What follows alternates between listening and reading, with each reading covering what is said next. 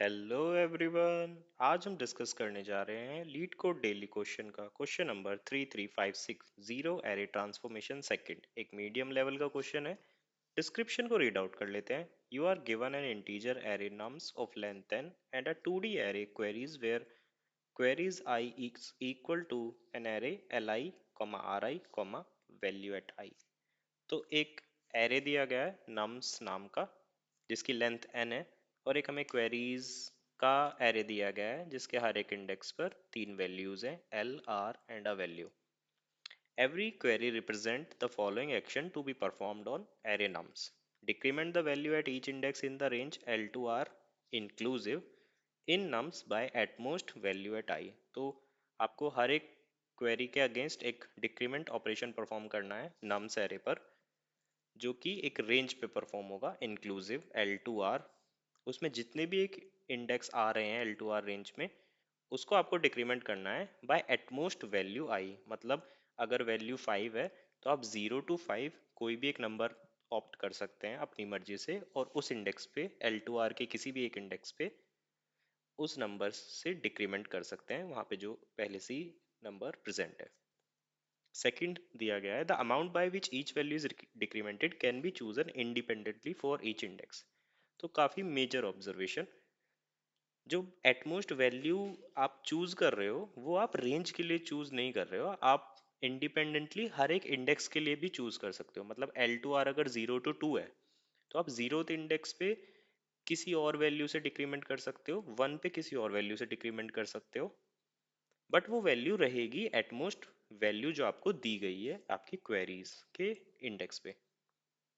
A zero array is an array with all its element equals to zero। ये तो straight forward बताया ही गया है। Return the minimum possible non negative value of के। तो आपको एक के नाम का वैल्यू रिटर्न करनी है such that after processing the first K queries in the sequence nums become zero array. मतलब वो वैल्यू के की जिस वैल्यू तक आप क्वेरीज को सीक्वेंशली परफॉर्म करें और आपका जो नम्स एरे था वो एक जीरो एरे में कन्वर्ट हो जाए। इफ नो सच के एग्जिस्ट रिटर्न वन। और के की वैल्यू मिनिमम भी होनी चाहिए, वो हमने मिस कर दिया था, सॉरी। हो सकता है कि आप सारी की सारी क्वेरीज परफॉर्म कर भी लें उसके बाद भी नम्स एरे जीरो एरे ना बने, तो उस केस में आपको रिटर्न -1 करना है। मतलब इसमें कोई के की वैल्यू में मिली नहीं, आंसर ही नहीं है इसका। कंस्ट्रेंट्स देख लेते हैं। नम्स एरे की लेंथ होगी लेस देन और इक्वल टू 10⁵ हर एक वैल्यू की भी समवट 10⁵ होगी। क्वेरीज एरे की लेंथ भी 10⁵ के अराउंड है, और एल और आर की वैल्यू 0 से less than length of nums. इसका मतलब वो जो एल और आर आपको दिए गए हैं ना, वो जीरो बेस्ड इंडेक्सिंग पे दिए गए हैं। ठीक है, चलिए इस क्वेश्चन के बाद कुछ ऑब्जर्वेशन जो हमें नोट डाउन कर लेनी चाहिए। बेसिकली लेंथ ऑफ एरे और लेंथ ऑफ क्वेरी तो हमने नोट डाउन कर ही लिया था। Starting with the brute force, सबसे पहली जो अप्रोच हमारे दिमाग में आती है कि कैसे सॉल्व करें, जैसा बोला गया उसी को सिमुलेट कर लेते हैं। हर एक क्वेरी पर आइटरेट करते हैं, और हर एक क्वेरी में जो हमें एल टू आर रेंज के बीच में डिक्रीमेंट ऑपरेशन परफॉर्म करने हैं उनको इंडिविजुअली परफॉर्म करते हैं। परफॉर्म करेंगे कैसे, मान लीजिए आपके पास 2 3 5 एक एरे था, उस पे 0 to 1 रेंज पे आप एट मैक्स 5 वैल्यू तक डिक्रीमेंट कर सकते हो। तो आप यहाँ देखोगे कि ये 2 है, क्योंकि 0 to 1 ये रेंज बनेगी। तो आप यहाँ देखोगे यहाँ 2 है, और मैं एटमोस्ट 5 तक डिक्रीमेंट कर सकता हूँ, तो मैं इसको 2 से डिक्रीमेंट करूँगा तो ये 0 बन जाएगा। ये 3 है, इसके लिए मैं 3 यूज़ कर लूँगा, इसको भी 0 बना दूंगा। तो मतलब ग्रीडीली हम हर एक इंडेक्स पे डिक्रीमेंट करने की कोशिश करेंगे। अगर यहाँ पे 10 होता तो मैं एट मैक्स 5 ही डिक्रीमेंट कर सकता था, तो मैं 5 डिक्रीमेंट कर देता यहाँ से और इसको 5 बना देता। तो हम एल टू आर में अपडेट करेंगे। तो अब एल टू आर में अगर हम अपडेट कर रहे हैं, डिक्रीमेंट कर रहे हैं, तो वो एक तरह से लीनियर कॉम्प्लेक्सिटी में आएगा, क्योंकि एट मैक्स आप पूरे के पूरे एरे पर अपडेशन परफॉर्म कर रहे होंगे। देन जब आप अपडेट परफॉर्म कर लोगे तो आपको एक चेक भी लगा, मतलब आफ्टर ईच क्वेरी ऑपरेशन आपको चेक भी करना होगा कि क्या इस क्वेरी तक ऑपरेशन करने के बाद ये एरे जीरो एरे में तो कन्वर्ट नहीं हो गया है। उसके लिए भी आप एक सिंपल लूप पर आइट्रेट करके चेक कर सकते हो कि सारी वैल्यू जीरो हो चुकी है या नहीं, वो भी एक लीनियर टाइम ऑपरेशन होगा। और ये जो आउटर लूप चल रहा है फॉर एवरी क्वेरी के लिए। और हाँ, अगर आपको यहाँ पे कोई जीरो एरे मिल गया मतलब इस इंडेक्स पे, तो आप आगे आइट्रेट नहीं करोगे, आप सिंपल यहाँ से रिटर्न कर दोगे जो भी की वैल्यू यहाँ पे चल रही होगी। और ये आपका आउटर लूप हो गया। यहाँ पे आपके दो इनर लूप हैं, बट ओवरऑल इनकी कॉम्प्लेक्सिटी ऑफ एन ही होगी, तो टोटल कॉम्प्लेक्सिटी हमारे ब्रूट फोर्स सॉल्यूशन की ऑफ एन स्क्वायर, जो कि रफली ट्रांसलेट होता है 10⁵ इंटू 10⁵, दैट इज आपके समवट 10⁻10 ऑपरेशन, जो किसी भी आपके ऑनलाइन जज प्लेटफॉर्म पर आपको टाइम लिमिट एक्सीड देंगे, क्योंकि मैक्स ऑपरेशन लिमिट होती है 10⁹ अंडर 1 सेकेंड। स्टैंडर्ड रूल तो नहीं है, बट एवरेज इतना ही होता है। तो ब्रूट फोर्स से तो आपको टाइम लिमिट एक्सीड एरर मिलेगा। तो क्या हम इससे बेटर कर सकते हैं? इससे बेटर होता है या तो एन लॉग एन में आप सॉल्यूशन प्रोवाइड करो, या ओ ऑफ एन में सॉल्यूशन प्रोवाइड करो। तो यहाँ पे देख लेते हैं इशू था क्या। पहला इशू तो ये था कि आप डिक्रीमेंट ऑपरेशन रेंज में परफॉर्म कर रहे थे। तो पहला इशू तो ये निकल के आता है। पहली observation, can we perform decrement operation in less than of N?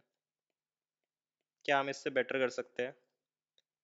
या उल्टा भी कर सकते हैं, या ये भी सोच सकते हैं कि क्या मुझे ज़रूरत है हर एक के की वैल्यू पर आइटरेट करने की, 1 2 3 4 till length of the queries? क्या मैं वहाँ पर कुछ इम्प्रूवमेंट कर सकता हूँ, आउटर लूप को इम्प्रूव कर सकता हूँ या इनर लूप को? Can we improve the outer loop? किसी भी लूप को इम्प्रूव करोगे आपकी ओवरऑल कॉम्प्लेक्सिटी इम्प्रूव ही होगी। तो दो क्वेश्चन मेरे सामने हैं। पहले क्वेश्चन का आंसर तो है, can we perform decrement operation is less than of 1। इसमें एक आंसर ये भी छुपा हुआ है कि आपको क्या ज़रूरत भी है पूरी रेंज पर अपडेट करने की। ऐसी कोई टेक्निक तो नहीं है अभी कि हम रेंज पर अपडेट भी करें और वो ओ ऑफ एन से कम हो, बट हम समहाउ डिले कर सकते हैं उस ऑपरेशन को। बट ऑपरेशन की जो वैल्यूज होंगी वो वहाँ पर प्रेजेंट होंगी। आई थिंक इसको लेजी प्रोपोगेशन बोलते हैं, या कुछ और टर्म होती है। मतलब होता क्या है, आपने एक्चुअली ऑपरेशन परफॉर्म तो कर दिया है, बट एट दैट टाइम आपके पास उस इंडेक्स पे कितनी वैल्यू है आपको वो नहीं पता, बट आप कुछ ऑपरेशन परफॉर्म करोगे थोड़ी देर बाद, देन आपको हर एक इंडेक्स पे जो भी वैल्यू होनी चाहिए थी वो आपको मिल जाएगी। हाँ, इससे याद आया कि इस एल्गोरिथम को I guess line sweep algorithm भी बोलते हैं। तो थोड़ा वीडियो से हट के दूसरी तरफ जाते हैं, क्योंकि ये लाइन स्वीप एल्गोरिथम हम यूज़ करने वाले हैं। तो एग्जांपल के लिए ले लेते हैं लाइन स्वीप एल्गोरिथम वर्क कैसे करती है। बहुत इंपॉर्टेंट एल्गोरिथम है। आप इसको कहीं भी फिट इन कर सकते हो, जहाँ भी आपको ये इंटरवल्स वाले ऑपरेशन दिखते हैं ना, वहाँ पर लाइन स्वीप एल्गोरिथम बहुत यूज़ होती है। मान लीजिए आपके पास एक रेफरेंस एरे है। रेफरेंस एरे मतलब जिसमें सारी की सारी वैल्यू एक सेम लेवल पर है, सभी जीरो है। अब ये यहाँ से मैं स्टार्ट कर रहा हूँ बोलना कि अब मैं कुछ ऑपरेशन करने वाला हूँ कि 0 to 2 में प्लस कर दो 1, 0 to 2 में प्लस कर दो 1, सभी पे सभी इंडेक्स पे 1 प्लस कर दो। एक तरीका ओ ऑफ एन में जो हम कर सकते हैं, हर एक इंडेक्स पे जाकर अपडेट कर सकते हैं। दूसरा तरीका होता है इस इंडेक्स पे जाके 1 को प्लस करो, और ये जो इंडेक्स है इसके अगले इंडेक्स पे जाके 1 माइनस कर दो। 1 0 0, थर्ड इंडेक्स पे जाके माइनस कर दो।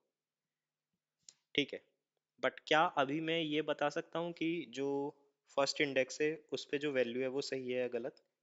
गलत। फर्स्ट इंडेक्स पे एक्चुअली वैल्यू 1 होनी चाहिए थी, अभी 0 है, क्योंकि इसी को लेजी प्रोपोगेशन मैंने बताया था कि अभी एक्चुअल रिजल्ट प्रोपोगेट नहीं हुआ है। बट ये जो स्टेट है, इससे आप एक्चुअली में आंसर ला सकते हो, अभी है नहीं बट आ सकता है। फिर आपने सिमिलर एक और ऑपरेशन कर दिया, मान लो 0 to 1 का एक और ऑपरेशन करा, तो ये बन जाएगा 2। 0 0, -1 इसमें से एक बार और माइनस होगा तो ये बन जाएगा ये। अब मेरे सारे ऑपरेशन खत्म हो गए क्वेरीज के। अब मुझे ये देखना है कि ये एरे अब ट्रांसफॉर्म होके क्या बन गया है। एक्चुअली में ये एरे को बन जाना चाहिए 2 2 2 0। तो अब हम क्या करेंगे, हम प्रोपोगेट करेंगे लेफ्ट से राइट तक, रोलिंग सम लेंगे एक। स्टार्टिंग फ्रॉम दिस, इसके पीछे तो कोई सम नहीं था तो मैं कोई सम कैरी फॉरवर्ड नहीं कर सकता 2। बट यहाँ से 2 फॉरवर्ड होगा, 2 यहाँ पर जाएगा, देन ये यहाँ पे फॉरवर्ड होगा, ये यहाँ भी जाएगा। क्योंकि रेंज में है ना, हमने तो रेंज के स्टार्टिंग और इंडेक्स, स्टार्टिंग इंडेक्स पे सारी वैल्यू फिल करी है। तो उस स्टार्टिंग इंडेक्स से हम प्रोपोगेट कर रहे हैं वैल्यू राइट साइड। यहाँ पर जब ये आएगा तो ये जो +2 प्रोपोगेट हो रहा था और जो ये -2 यहाँ है, ये नलीफाई कर रहा है इस इफेक्ट को। तो जो हमने एंड इंडेक्स के आगे वैल्यू को माइनस करा है ना, वो यही करता है। एक रेंज में जब प्रोपोगेशन चल रहा होता है ना, जब वो रेंज खत्म हो जाती है, उस रेंज से आगे उस वैल्यू को प्रोपोगेट नहीं करने देता, क्योंकि एक सर्टेन रेंज के बीच में ही उस इफेक्ट को रहना था। और वो जो वैल्यू होती है ना एंड के बाद, वो ही उसका काम होता है उस इफेक्ट को रोक देना उस रेंज के बाहर। तो जब हमने ये प्रोपोगेट करा, रोलिंग सम लिया, तो मेरी ये जो स्टेट आई, ये मेरी फाइनल स्टेट थी, जो कि हम बार बार अपडेट करने के बाद भी अचीव कर सकते हैं। बट यहाँ पर हमें जो कॉम्प्लेक्सिटी मिली वो थी O ऑफ n। क्योंकि अंदर वाला जो अपडेट वाला लूप था वो तो मैं यूज ही नहीं कर रहा हूँ, मैं बस सारी क्वेरीज खत्म होने के बाद एक बार लीनियर टाइम लूप को रन कर रहा हूँ, और मेरा जो एरे है वो न्यू एरे है जो बन जाएगा। अब यहाँ पर दो ऑब्जर्वेशन, क्या मुझे किसी भी टाइम पे अपडेटेड एरे चाहिए या मुझे अपडेटेड एरे लास्ट में चाहिए in context of current solution. उससे पहले एक और रिकैप, हम जीरो से बिल्ड क्यों कर रहे हैं, क्योंकि हमें तो डिक्रीमेंट ऑपरेशन परफॉर्म करने हैं। थोड़ा सा क्वेश्चन को फ्लिप कर देता हूँ। आपको जीरो एरे बनाना है, आप यहाँ से डिक्रीमेंट करते हुए भी ला सकते हैं सभी को जीरो बनाते हुए, या आप उल्टा भी कर सकते हैं, आप इधर से बिल्ड करना भी स्टार्ट कर सकते हैं और सभी को अपने पेरेंट एरे जो हमें नम्स मिला है उसको बना, उसकी तरफ भी प्रोपोगेट कर सकते हैं और उसको बना देते हैं। मैं ये वाली अप्रोच क्यों ले रहा हूँ, बेसिकली मेरा बायस है। आप डिक्रीमेंट भी कर सकते हो लेजी प्रोपोगेशन के साथ, शायद उसको डिफरेंस एरे के थ्रू करा जाता है। मुझे इतना वेल वर्स नहीं है वो डिफरेंस एरे वाली टेक्निक, मेरे ज़्यादा वेल वर्स्ड है ये लाइन स्वीप एल्गोरिथम वाली टेक्निक, जिसमें हम जीरो से ऊपर बिल्ड करना स्टार्ट करते हैं। तो मैं उल्टा करूँगा, मैं पहले 0 0 0 से इन एरे को इनिशलाइज करूँगा और मैं ट्राई करूँगा कि जो मेरा पेरेंट नम्स एरे है उसके इक्वल में बना पाऊँ। अगर एरे को अगर मैं उसके इक्वल बना दूंगा एट मिनिमम के, तो मैं उल्टा भी परफॉर्म कर सकता हूँ, मैं पेरेंट एरे से डिक्रीमेंट कर सकता हूँ और जीरो बना सकता हूँ, तो सेम ही बात होगी। तो यहाँ तक हमें लाइन स्वीप एल्गोरिथम समझ आ गई।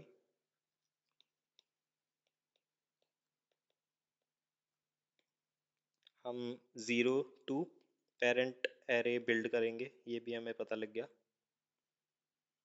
एक क्वेश्चन जो अभी हमने मिस कर दिया कि क्या हमें इंटरमीडिएटरी रिजल्ट चाहिए या नहीं चाहिए। ठीक है, जो हमारा करंट क्वेश्चन है उसमें कहीं भी ये नहीं लिखा कि आपको हर बार चेक करना है कि आपकी वैल्यू जीरो एरे के बराबर है या नहीं, अनलेस आपको ये पता हो कि मैं फिक्स्ड नंबर ऑफ के यूज करने वाला हूँ, है ना। अगर मुझे फिक्स्ड नंबर ऑफ के नहीं पता, जैसे शुरू में हमने देखा था, यहाँ पर मुझे नहीं पता था कि के क्या होने वाला है, तो मुझे बार बार चेक करना पड़ रहा था कि ज़ीरो बने या नहीं।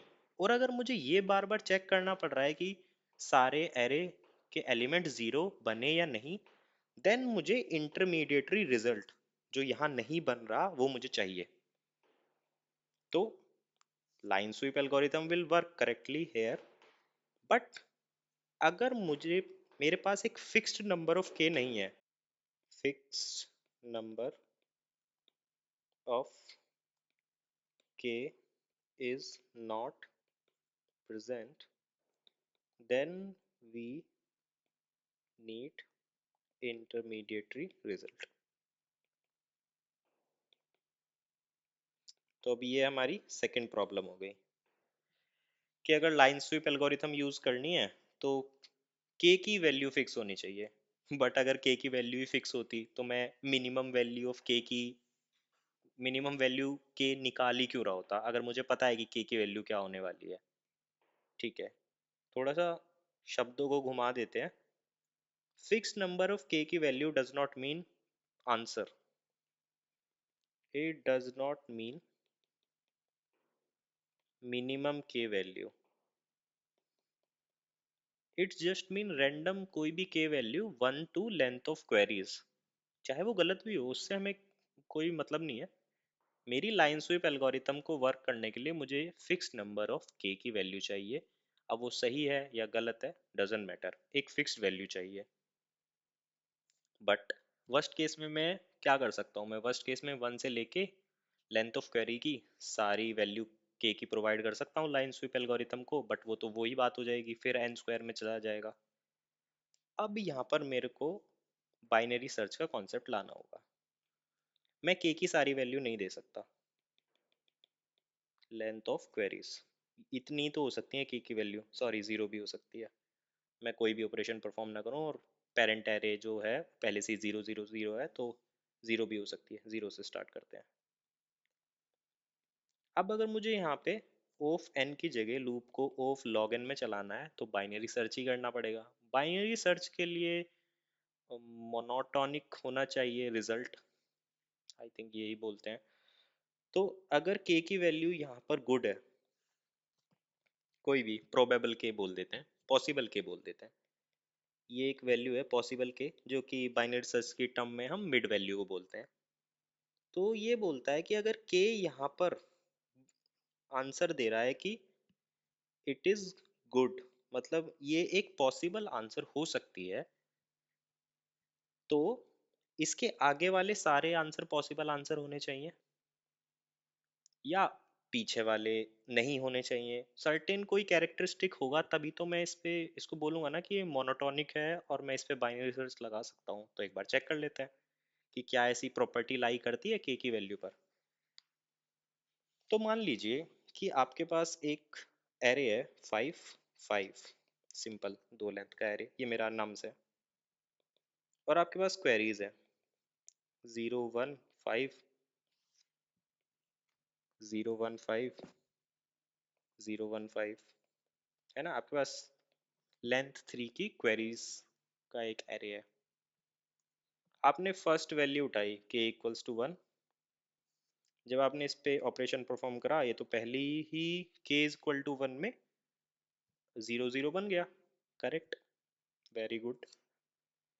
क्या मैं सेकंड क्वेरी भी परफॉर्म कर सकता हूँ इसी 0 0 बने हुए एरे पे? Answer is yes. मैं क्या करूँगा, मैं एटमोस्ट 5 में 0 लूंगा 5 को, मैं इस पे दोबारा से ऑपरेशन परफॉर्म करूंगा 0, ये स्टिल 0 0 रहेगा। मैं तीसरी क्वेरी भी यूज कर सकता हूँ, ये 0 0 रहेगा।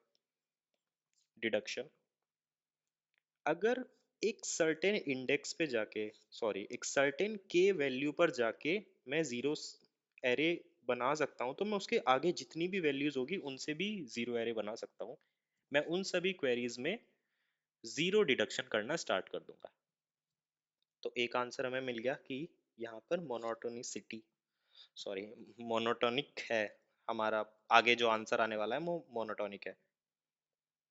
इसके पीछे क्या है मुझे नहीं पता, बट इतना पता है कि यहाँ तक अगर आंसर ठीक है तो ये वाला जो पूरा क्या बोलते हैं आप इसको, सेगमेंट है, इसको सर्च करने की ज़रूरत नहीं है। मैं अपने सेगमेंट को और छोटा कर सकता हूँ, फिर मैं इसका मिड ढूंढूंगा, इस मिड पे जाके मैं यहाँ पर पॉसिबल के की वैल्यू चेक करूंगा।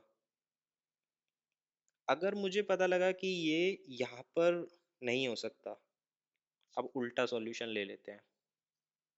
अगर ये 5 5 था और मैं मेरे पास तीन क्वेरी है 1 1, मैंने ये और ये, मेरा k इक्वल्स टू 2 है, तो मैंने जब ये दो क्वेरी यूज करी तो मैं एट मैक्स कितना बना सकता हूँ इसको, 3 3 बना सकता हूँ ना। एक बार ये 1 को डिक्रीमेंट करूंगा ये 4 4 बनेगा, एक बार ये को करूंगा ये 3 3 बन जाएगा। तो इसका मतलब है अगर यहाँ पे पॉसिबल नहीं है गुड, मतलब जीरो सब एरे बनाना, तो इसके पीछे भी पॉसिबल नहीं होगा। आप समझ रहे हो, के की सर्टेन वैल्यू पे मैं किसी भी एरे को जीरो नहीं बना पा रहा हूँ तो उसकी कम वैल्यू से कैसे जीरो बना दूंगा। अल्टीमेटली मुझे इस सेगमेंट में देखना होगा जाके अब। तो ये तो एक प्रॉपर बाइनरी सर्च का क्वेश्चन है, जिसमें मुझे अपनी ये जो सेगमेंट है, segment means L equals to zero, K की वैल्यू ज़ीरो हो सकती है, आर इक्वल के की वैल्यू आपकी length of query table, length of query array हो सकती है। ये जो आर है मुझे इसको मिनिमाइज करना है, इस सेगमेंट को घटाते हुए लाना है, एक सर्टेन लेवल पर ये सेगमेंट रुक जाएगा, जहां वो रुकेगा वही मेरा आंसर होगा। तो इस सेगमेंट को श्रिंक करते हुए मुझे उस पोजीशन पे लाना है जिस पोजीशन पे उसके राइट में जितनी भी वैल्यू है वो तो ऑब्वियसली गुड बना ही रही होंगी, लेफ्ट में जितनी वैल्यू है वो नॉट गुड बना रही होगी। नॉट गुड मतलब नॉट गुड सब एरे। तो ये हो गया आपका बाइनरी सर्च। अब जो हमारी लाइन स्वीप एल्गोरिथम का इशू था कि मुझे तो फिक्स नंबर ऑफ के चाहिए, वो खत्म हो गया। लाइन स्वीप एल्गोरिथम आपकी वर्क करेगी स्टिल ओ ऑफ एन में, क्योंकि जो आपका रोलिंग सम होगा उसके लिए तो आपको एक लीनियर सॉल्यूशन लिखना पड़ेगा ना। बट जो आपका आउटर लूप था, जो ब्रूट फोर्स में आउटर लूप था ना ये वाला, इसको मैंने ऑफ एन से ऑफ लॉग एन पे ला दिया यूजिंग बाइनरी सर्च।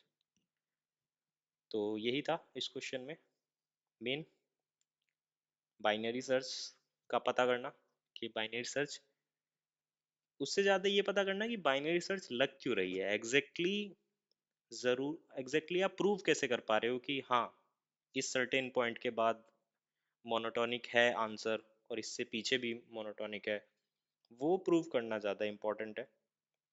और आपका लाइन स्वीप एल्गोरिथम तो आप खैर डिफरेंस एरे की भी एक एल्गोरिथम होती है जिसमें आप डिक्रीमेंट यूज़ कर सकते हो, बट लाइन स्वीप मैंने इसलिए बताया क्योंकि बहुत जगह काम आएगा ये आपके। तो चलिए इसी लॉजिक को एक बार पाइथन में कोड कर लेते हैं। तो चलिए जो हमने डिस्कस करा था उसको कोड कर लेते हैं। सबसे पहले एक वेरिएबल में लेंथ ऑफ नम्स एरे को स्टोर कर लेते हैं। सेकंड हमने जो वो एक कंडीशन सोची थी ना कि एरे गुड होगा, देन हम राइट सेगमेंट को नहीं देखेंगे, लेफ्ट सेगमेंट में बाइनरी सर्च करेंगे, तो उस एरे गुड होगा या नहीं होगा उसके लिए एक फंक्शन को लिख लेते हैं जिसका नाम होगा गुड। ये एक, वैसे तो बाइनरी सर्च टर्म में बोलूँ तो एक मिड वैल्यू लेगा, बट उसको हम पॉसिबल के बोल सकते हैं कि हो सकता है ये हमारा आंसर हो, तो हम पॉसिबल के ले लेंगे। फिर हमने लाइन स्वीप एल्गोरिथम यूज़ करने का सोचा था, तो उसके लिए जो हमारा बेस एरे होता है जहाँ से हम इंक्रीमेंट करेंगे, क्योंकि हम तो ज़ीरोज़ वाले एरेज से नम्स एरे की तरफ जाना चाह रहे हैं, तो एक टेम्परेरी नाम से एक ज़ीरो एरे बना लेते हैं जिसकी लेंथ सेम होगी जो हमारे पेरेंट एरे नम्स की थी। देन हम सिंपली आइटरेट करेंगे फॉर ए, मतलब for L, for R and value in, क्योंकि हमें पॉसिबल के तक आइटरेट करना है तो रेंज का यूज़ करना है। तो एक बार for I in range possible K पर क्वेरीज कर लेते हैं। अब उस हर एक उस इंडेक्स पे क्वेरी के तीन वैल्यूज हैं एल आर एंड वैल्यू, उनको अनपैक कर लेते हैं। क्वेरीज एट आई। अब हम हर एक क्वेरी को अपने जो टेम्प एरे है उस पर परफॉर्म करेंगे यूजिंग लाइन स्वीप एल्गोरिथम। जो हमने डिस्कस करा था, जो लेफ्ट इंडेक्स होता है उस पे हम प्लस इक्वल टू कर देते हैं सेम वैल्यू, और जो राइट इंडेक्स होता है उसके हम एक आगे वाले इंडेक्स पे माइनस कर देते हैं same value, keeping in mind कि वो लास्ट इंडेक्स ऑलरेडी लास्ट ही ना हो इंडेक्स, मतलब राइट इंडेक्स आपका लास्ट ना हो क्योंकि उसके आगे तो कोई इंडेक्स ही नहीं होगा। तो हम एक चेक कर लेंगे कि R plus one is less than N, अगर ऐसा है तभी हम उसके लास्ट वाले नेक्स्ट वाले इंडेक्स पे माइनस करेंगे वैल्यू। अब हमारा सारी क्वेरीज हो गई हैं, के तक की जितनी भी सारी क्वेरीज थी वो हमने अपडेट कर लिए। अब हमें रोलिंग सम लेना होगा ताकि हमारा जो फाइनल एरे है वो बन के तैयार हो जाए। तो उसके लिए for I in range 1, zeroth index पे तो कोई अपडेट नहीं होगा क्योंकि उसके पीछे से कोई वैल्यू कैरी फॉरवर्ड नहीं हो रही है। तो हम ith वैल्यू में प्लस करेंगे i-1 वैल्यू। यहाँ पर हमारा एरे बन चुका है। अब हमें इस एरे को कंपेयर करना है जो हमारा नम्स एरे था। अगर सारी की सारी वैल्यू हमारे जो नम्स एरे है उससे ज़्यादा है, इसका मतलब है गुड है एरे। क्यों? क्योंकि अगर सारी की सारी वैल्यू ज़्यादा है तो मैं कोई भी किसी भी एक स्टेप पे ये डिसीजन ले सकता था कि मुझे उसमें वैल्यू ऐड नहीं करनी। हालांकि क्योंकि हमने हमेशा एटमोस्ट वैल्यू को ही ऐड करा है, बट ये तो मेरे हाथ में था कि अगर मैं पीछे जा सकता, हिस्ट्री में जा सकता और चेक करता कि अगर वो इंडेक्स पे जो वैल्यू है वो पहले से ही उतनी वैल्यू हो चुकी है जितनी हमारी नम्स इंडेक्स पे है, तो मेरे पास वो चॉइस थी, मैं उसमें ज़ीरो ऐड कर देता सिंपल। तो अगर सारी की सारी वैल्यू ग्रेटर है तो इसका मतलब है इस के की वैल्यू से आगे जितना भी सेगमेंट पर आए ना उसमें भी गुड ही आने वाली है। तो हमें इतना तो पता है कि करंट के की जो वैल्यू है वो गुड है। तो हम बस ये चेक कर लेते हैं कि अगर सारी की सारी वैल्यू ग्रेटर देन और इक्वल टू भी होगा तो चलेगी। तो for X and Y in zip, zip होता क्या है, क्योंकि मुझे हर एक इंडेक्स पे दोनों टेम्प एरे और नम्स वैल्यू को कंपेयर करना है, तो मैं जिप करके, तो हर एक इंडेक्स पे ट्यूपल बन जाता है। तो ये x जो होगी वो उस इंडेक्स पे टेम्प की वैल्यू है और y जो होगी वो नम्स की वैल्यू है उसी इंडेक्स पे। मैं उल्टा चेक लगा लेता हूँ, अगर कोई भी वैल्यू मतलब y अगर किसी भी वैल्यू पे y is greater then x है, मतलब पेरेंट एरे पे जो वैल्यू है वो ही बड़ी है हमारे टेम्परेरी एरे से, इसका मतलब है वो तो गुड है नहीं। और उससे पीछे वाली जितनी भी k की वैल्यू है वो भी गुड नहीं होने वाली है। देन आपको आगे चेक करना है। अब आपको आगे वाले रेंज में अपना बाइनरी सर्च करनी है। वो सब हम इस फंक्शन के बाहर करेंगे कि हमारा एल और आर शिफ्ट कैसे हो रहा होगा बाहर, जो एल और आर हम यूज़ कर रहे हैं। तो अगर ऐसा होगा तो ये गुड नहीं है, यहाँ से फॉल्स रिटर्न कर जाएंगे। और अगर कभी हम रिटर्न नहीं करें तो इसका मतलब रिटर्न ट्रू करना है। तो अब हमारे पास एक फंक्शन आ गया है। अब हमें सिर्फ बाइनरी सर्च का कोड लिखना है। जो कोड मैं लिखने वाला हूँ वो मैंने कोड फोर्सेस पर एक ट्यूटर है, पाशा नाम है उनका, मैंने उनकी एक सीरीज़ देखी थी, बाइनरी सर्च पे ही थी। उससे बेस्ट सीरीज़ मुझे कोई नहीं मिली आज तक बाइनरी सर्च को समझाने वाली। और उसमें भी binary search in terms of कि आप कब आंसर को मैक्सिमाइज और मिनिमाइज करते हैं। बाइनरी सर्च का सिर्फ यही काम नहीं होता है कि आप वैल्यू ढूंढते हैं, बाइनरी सर्च का काम ये भी होता है कि आप मैक्सिमाइज और मिनिमाइज करते हैं किसी भी वैल्यू को किसी भी फंक्शन के अगेंस्ट। तो जैसे हमारा यहाँ पर फंक्शन है गुड, तो इस फंक्शन के अगेंस्ट आप इस पॉसिबल के की वैल्यू को मिनिमाइज कर रहे हो। तो ज़्यादा इन डेप्थ में ना जाते हो, मैं वो जो वीडियो मैंने देखी थी कोड फोर्सेस पे उसका ट्यूटोरियल जो होगा उसकी लिंक मैं डिस्क्रिप्शन में ऐड कर दूंगा। तो मैं एल को -1 से इनिशलाइज करूंगा और आर को लेंथ ऑफ क्वेरीज +1, क्योंकि ये दोनों ही इंक्लूसिव नहीं होते। एल की वैल्यू -1 कभी नहीं आती और आर की value length of queries +1, sorry इसका, ये दोनों ही इंक्लूसिव नहीं होते। अब मेरे को while R minus L is greater than 1 और ये लूप करना है। और मैं अपना मिड फाइंड कर लूँगा, R plus L divided by 2, और मैं चेक करूँगा इफ़ गुड। अगर ये गुड आया, अगर ये गुड है इसका मतलब है कि मैं अपने आर को शिफ्ट कर सकता हूँ, मतलब मैं अपना सेगमेंट जो है उसको और शिफ्ट कर सकता हूँ, आर को मैं मिड तक ला सकता हूँ। मतलब इतना आर तो इतना आर घट के एम तक आ सकता है। मैं और ट्राई करूँगा आर को कम करने की, अगर और कम हो पाएगा तो मेरा वो पॉसिबल आंसर हो सकता है। अगर ये गुड नहीं है तो मतलब अब मेरे को ना राइट सेगमेंट में जाने की ज़रूरत है, मेरे को अपने एल को एम तक ले जाना होगा, क्योंकि ये जो करंट सेगमेंट है ना एल टू एम, यहाँ पर आपको वैल्यू नहीं मिलने वाली, क्योंकि ये ऑलरेडी जो मिड पे हमने चेक करा है उस पे ही गुड नहीं है। तो हमें नेक्स्ट सेगमेंट पे देखना होगा जो कि होगा राइट सेगमेंट। तो हमने एल को फॉरवर्ड मूव करूंगा, राइट की तरफ मूव करूंगा, और लास्ट में मैं रिटर्न कर दूंगा आर, क्योंकि मेरे को आर को मिनिमाइज करना है।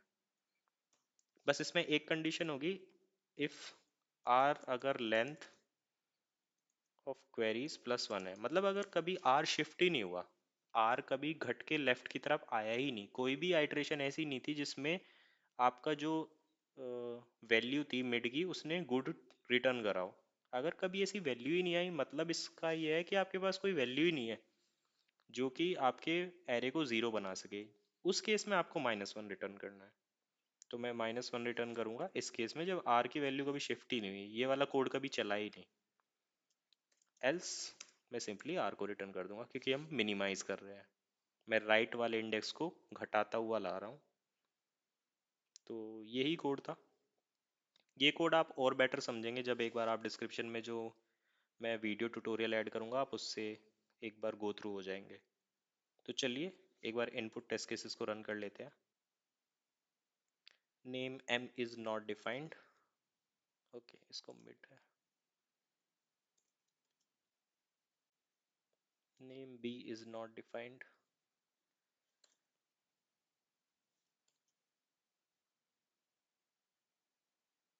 ठीक है। तो हमारे इनपुट टेस्ट केसेस तो चल रहे हैं, एक बार सिस्टम टेस्ट केसेस को रन कर लेते हैं। तो हमारे सिस्टम टेस्ट केसेस भी चल रहे हैं। तो आई होप इस वीडियो को देखने के बाद, थोड़ा लेंदी हो गया है, बट इस वीडियो को देखने के बाद आपको एक प्रॉपर अंडरस्टैंडिंग मिल गई होगी कि इस क्वेश्चन को टैकल कैसे करना था, बाइनरी सर्च को कैसे यूज़ करना था। तो मिलते हैं किसी और वीडियो में, किसी और ट्यूटोरियल में, तब तक के लिए बाय बाय।